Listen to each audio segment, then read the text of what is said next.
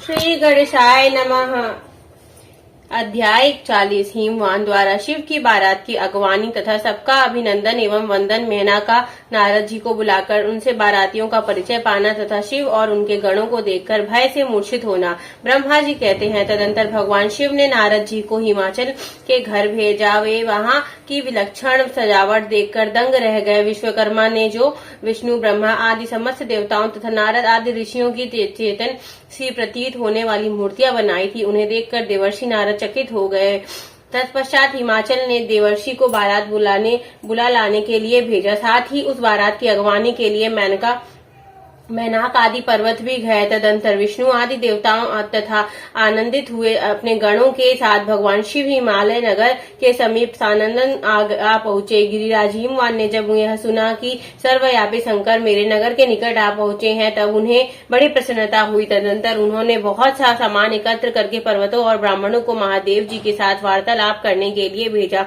स्वयं भी बड़ी शक्ति के साथ वे प्राण प्यारे महेश्वर का दर्शन करने के लिए गए। उस समय उनका हृदय अधिक प्रेम के कारण द्रवित हो रहा था और वे प्रसन्नता पूर्वक अपने सौभाग्य की सराहना करते हुए उस समय समस्त देवताओं की सेना को उपस्थित देख हिमवान को बड़ा विस्मय हुआ और वे अपने को धन्य मानते हुए अपने सामने गए देवता और पर्वत एक दूसरे से मिलकर बहुत प्रसन्न हुए और अपने पाप को कृतकृत्य मानने लगे। महादेव जी को सामने देखकर हिमालय ने उन्हें प्रणाम किया। साथ ही समस्त पर्वतों और ब्राह्मणों ने भी सदाशिव की वंदना की। वे वृषभ पर आरूढ़ थे, उनके मुख पर प्रसन्नता छा रही थी। वे नाना प्रकार के आभूषणों से विभूषित थे और अपने दिव्य अंगों के लावण्य से संपूर्ण दिशाओं को प्रकाशित कर रहे थे। उनका श्रीअंग अत्यंत महीन, नूतन और सुंदर रेशमी वस्त्र से सुशोभित था। उनके मस्तक का मुकुट उत्तम रत्नों से जटित होने के कारण कहीं बड़ी शोभा पा रहा था। वे अपनी पावन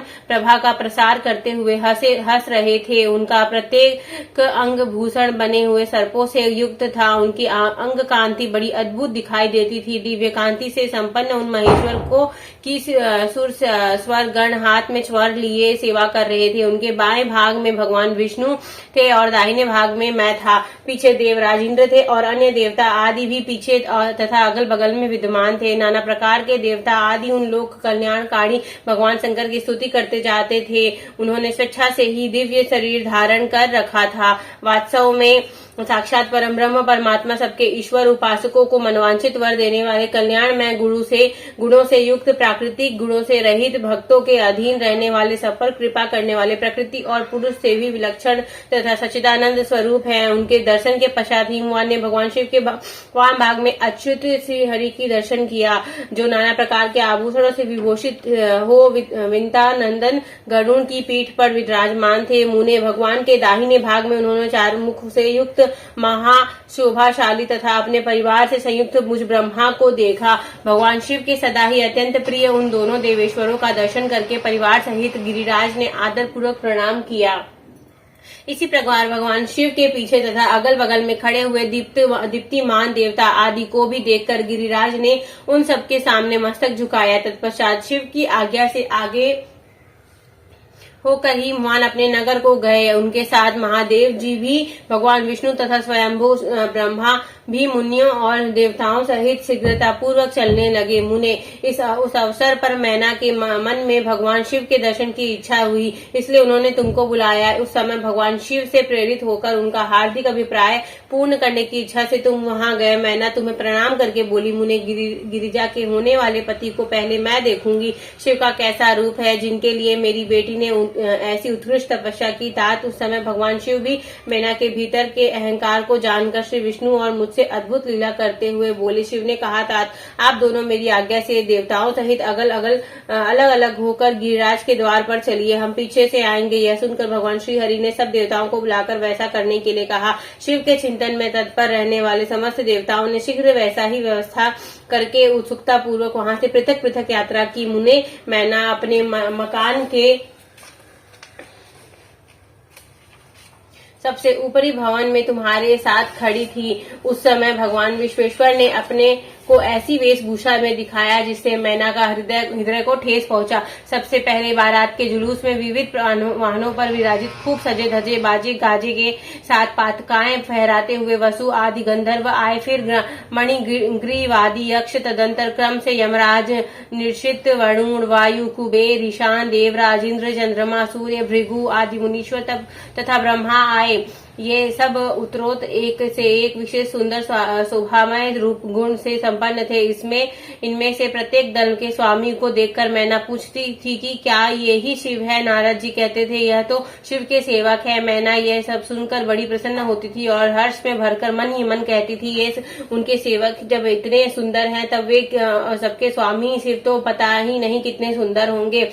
इसी बीच में भगवान विष्णु पधारे। वे संपूर्ण शोभा से संपन्न श्रीमान नूतन जलधर के समान श्याम तथा 4 भुजाओं से संयुक्त थे। उनका लावण्य करोड़ों कंदर्पों को लज्जित कर रहा था। वे पीताम्बर धारण करके अपनी सहज प्रभा से प्रकाशित हो रहे थे। उनके सुंदर नेत्र प्रफुल्ल कमल की शोभा को छीन लेते थे। उनकी आकृति से शांति बरस रही थी। पक्षीराज गरुण उनके वाहन थे। शंख चक्र आदि लक्षणों से युक्त मुकुट आदि से विभूषित वक्ष स्थल में श्री वत्स का चिन्ह धारण किए वे लक्ष्मीपति विष्णु अपने अप्रेम प्रभा पुंज से प्रकाशमान थे। उन्हें देखते ही मैना के नेत्र चकित हो गए। वे बड़े हर्ष से बोली, अवश्य यही मेरे शिवा के पति साक्षात भगवान शिव हैं, इसमें संशय नहीं। मुने तुम भी लीला करने वाले ही ठहरे। अतः मैना की यह बात सुनकर उनसे बोले, देवी ये शिवा के पति नहीं हैं अपितु भगवान केशव हरि हैं। भगवान शंकर के संपूर्ण कार्यों के अधिकारी तथा उनके प्रिय हैं। पार्वती के पति जो दुल्हा शिव हैं उन्हें इनसे भी बढ़कर समझना चाहिए। उनकी शोभा का वर्णन मुझसे नहीं हो सकता। वे ही संपूर्ण ब्रह्मांड के अधिपति सर्वेश्वर तथा सव्य संप्रकाश परमात्मा है। ब्रह्मा जी कहते हैं, नारद तुम्हारी इस बात को सुनकर मैना ने उन्हें उन शुभ लक्षणा उमा को महान धन वैभव से संपन्न सौभाग्यवती तथा तीनों लोगों के लिए सुखदायिनी माना। वे मुख पर प्रसन्नता लाकर प्रतियुक्त हृदय से अपने सर्वाधिक सौभाग्य का बारंबार वर्णन करती हुई बोली। मैना ने कहा, इस समय मैं पार्वती को जन्म देने के कारण सर्वदा धन्य हो गई। ये गिरीश्वर भी धन्य है तथा ये सब कुछ परम धन्य हो गया। जिन जिन अत्यंत तेजस्वी देवताओं और देवेश्वरों का मैंने दर्शन किया है, इन सबके जो पति हैं वे मेरे पुत्री के पति होंगे।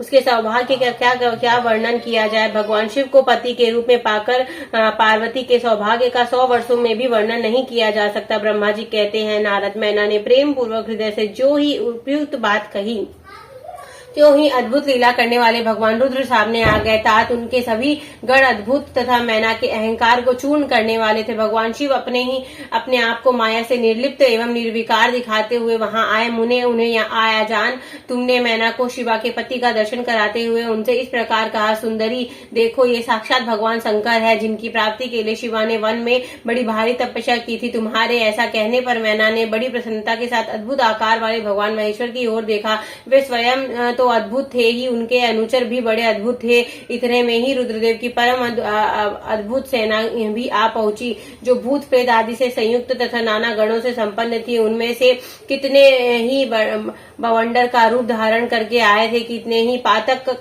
की मर्म ध्वनि के समान शब्द करते थे। किन्हीं के मुंह टेढ़े थे तो कोई अत्यंत कुरूप दिखाई देते थे। कुछ बड़े विकराल थे, किन्हीं का मुंह दाढ़ी मूछ से भरा हुआ था, कोई लंगड़ा था, कोई अंधा था, कोई दंड और पाश धारण किए हुए था तो किन्हीं के हाथों में मुदगर थे। कितने ही अपने वाहनों को उल्टे चला रहे थे, कोई सिंह, कोई डमरू, कोई गोमुख बजाते थे। गणों में से कितने के तो मुंह भी नहीं थे, कितनों के मुख पीठ की ओर लगे हुए थे, बहुतों के बहुतेर मुख थे। इसी तरह कोई बिना हाथ के, किन्हीं के हाथ उल्टे लगे रहते, कितनों के तो बहुत से हाथ थे, कितने के नेत्रहीन थे तो किन्हीं के बहुत सारे नेत्र थे, किन्हीं के सिर ही नहीं थे तो किन्हीं के बहुत खराब सिर थे, किन्हीं के कान नहीं थे तो किन्हीं के बहुत से कान थे। इस तरह सभी गण नाना प्रकार की वेशभूषा धारण किए हुए थे। तात वे विकृत आकार वाले उनके अनेक प्रबल गण बड़े वीर और भयंकर थे, उनकी कोई संख्या नहीं थी। मुने तुमने अंगुली द्वारा रुद्र गणों को दिखाते हुए मैना से कहा, वरानेन तुम पहले भगवान हर के सेवकों को देखो, फिर उनका भी दर्शन करना। उन असंख्य भूत प्रेत आदि गणों को देखकर मैना तत्काल भय से व्याकुल हो गई। उन्हीं के बीच में भगवान शंकर भी थे, जो निर्गुण हुए भी परम गुणवान थे। वे वृषभ वार वृषभ पर सवार। उनके 5 मुख थे, उनके मुख में 3-3 नेत्र थे, उनके सारे अंगों में विभूति लगी हुई थी जो उनके लिए भूषण का काम करती थी। मस्तक पर जटाजूट और चंद्रमा का मुकुट, 10 हाथ और उनमें से एक में कपाल लिए, शरीर पर बागंबर का दुपट्टा और हाथ में पिनाक एवं त्रिशूल, आंख भयानक आकृति विकराल और हाथी की खाल का वस्त्र। यह सब देखकर शिवा की माता बहुत डर गई, चकित हो गई, व्याकुल होकर कांपने लगी और उनकी बुद्धि चकरा गई। उस अवस्था में तुमने अंगुली से दिखाते हुए उनसे कहा, ये ही भगवान शिव है। तुम्हारी यह बात सुनकर सती मैना दुख से भर गई, हवा के झोंके खाकर गिरी हुई लता के समान तुरंत भूमि पर पड़ गई। यह कैसा विकृत दृश्य है, मैं दुराग्रह में पड़कर ठगी गई। यूं कहकर मैंने उसी क्षण मूर्छित हो गई। तदंतर सखियों ने जब नाना प्रकार के उपाय करके उनकी समुचित सेवा की, तब गिरिराज प्रिया मैना धीरे धीरे होश में आई। इस तरह अध्याय 40 से लेकर 43 तक संपूर्ण होता है। हर हर महादेव, शिव शंभू। ओम जय शिव ओंकारा, प्रभु हर शिव ओंकारा, ब्रह्मा विष्णु सदा शिव अर्धांगी धारा। ओम जय शिव ओंकारा, एकानन चतुरानन पंचानन राजे, हंसासन गरुणासन वृषवाहन साजे। ओम जय शिव ओंकारा, 2 भुज 4 चतुर्भुज 10 भुज अति सोहे, त्रिगुण रूप निरखता त्रिभुवन जन मोहे। ओम जय शिव ओंकारा, अक्षमाला वनमाला रुंडमाला धारी, चंदन मृग मद सोहे भोले शशिधारी। ओम जय शिव ओंकारा, श्वेतांबर पीतांबर बाघंबर अंगे, सनकाधिक गरुणाधिक भूताधिक संगे। ओम जय शिव ओंकारा, कर के मध्य कमंडलु चक्र त्रिशूल धरता, जग करता जग भरता जग संहार करता। ओम जय शिव ओंकारा, ब्रह्मा विष्णु सदा शिव जानत अविवेका, प्रणवाक्षर मध्य ये तीनों एका। ओम जय शिव ओंकारा, काशी में विश्वनाथ विराजत नंदी ब्रह्मचारी, नित उठी भोग लगावत महिमाति भारी। ओम जय शिव ओंकारा, त्रिगुण शिव जी की आरती जो कोई नर गावे, कहत शिवानंद स्वामी मन वांछित फल पावे।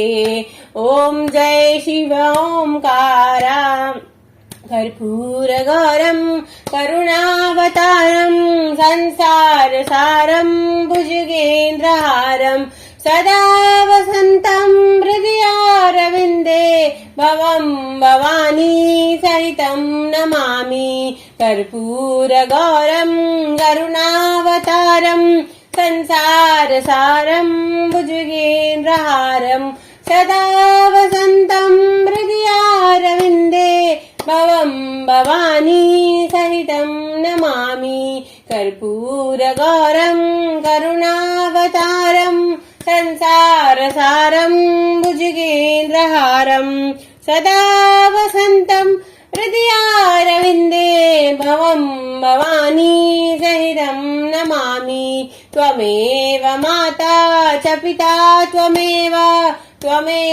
बन्धु च सखा त्वमेव विद्या द्रविणम् त्वमेव सर्वम् मम देव देव। बोलो हर हर महादेव की जय, पार्वती पते की जय, शिव शंभो।